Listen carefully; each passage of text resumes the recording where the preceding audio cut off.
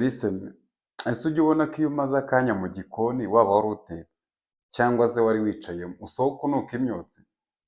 Ni ukuvuga ngo ubwonko bwacu n'ubwenge bwacu bigerageza kwisanisha n'ahantu turi kugira ngo biturinde, ariko uko kuturinda igihe birangira ari byo biturangije. Ni ukuvuga ngo niba udakunze ikintu abo bantu urimo bari gukora, bahunge, kuko birangira nawe ubikoze, kubera ko tugerageza ubwonko bwacu bugerageza kwisanisha n'ahantu buri kugira ngo bukurinde, ariko si byo bikurinda, nyine nibyo bikurangiza, ukarangira witwaye nkabo. Niba udakunze abantu mugendana, niba udakunze abantu mukorana, udakunze ibyo bakora, niba ngo si ibyawe urahimuka, bitari ibyo ngibyo urabikora, kubera ko buri ikintu cyose cyashyizwe hano ku isi, guhera kuri iyi ntebe nicayeho, kuri iyi meza ndimo ndandikaho, kuri iyi mashini, cyahereye mu bitekerezo.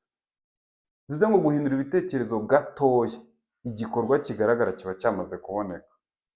Ni kenshi umuntu yagiye agenda agasanga abantu ibintu bakora, utangira ubigaya, ubona ko ibintu bakora atari byo, ubona ibi nta ndangagaciro irimo, bya bintu byose nyine ukora bitarimo indangagaciro, wajya ubibona ukabona ibintu bakora nyine ukabigaya, ukavuga uti ibintu bakora ni bibi, ariko kubera kubatinda birangira nawe utangiye kugira gute, utangiye kubijyamo. Kubera iki? Kubera ko nyine ubwonko bugenda bwiyadapta ku hantu.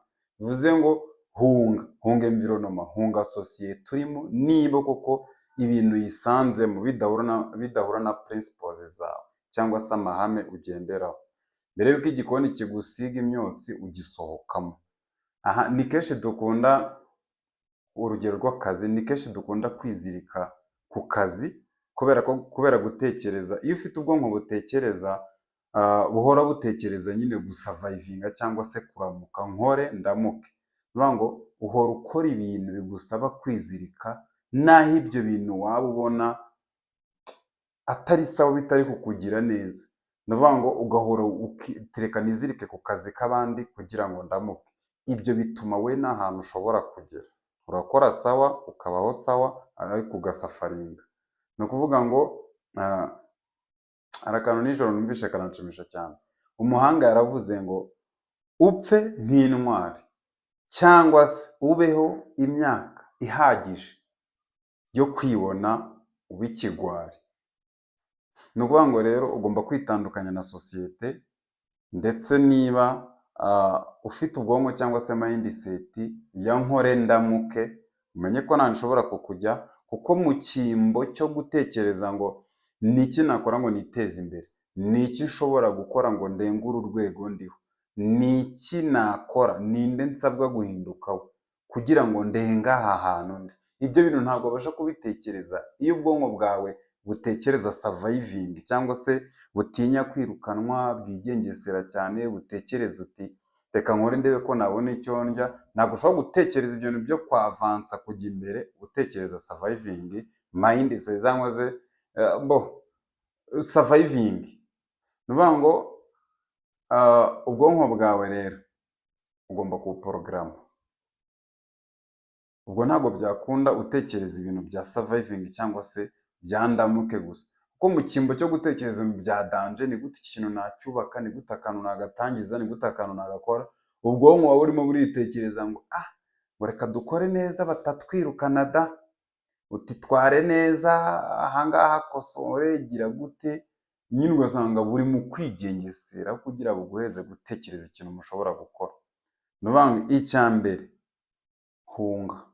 hunga environment udakunze cyangwa se itarimo ibintu ukunda, birangira nawe ubikoze, cyangwa se birangira ubwonko bukwirangirije kubera kwiyadapta ku mico wasanze aho hantu.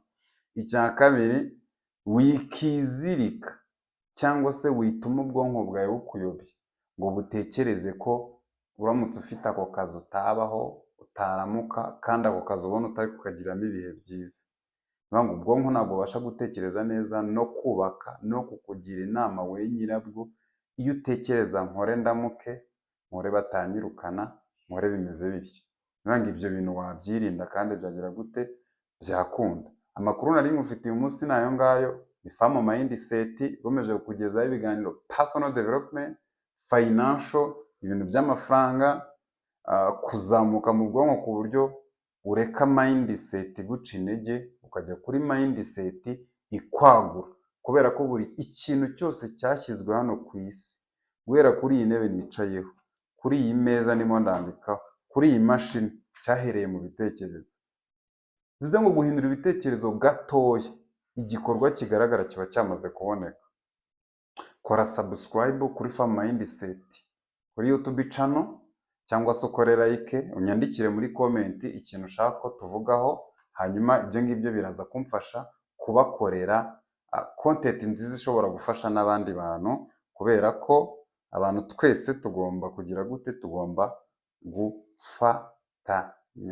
Kora like, kora subscribe, niba na ngombwa ukore share, niba iyi video hari ikintu igufashije wandike muri comment uti ngiye kubihindura. Ciao ciao.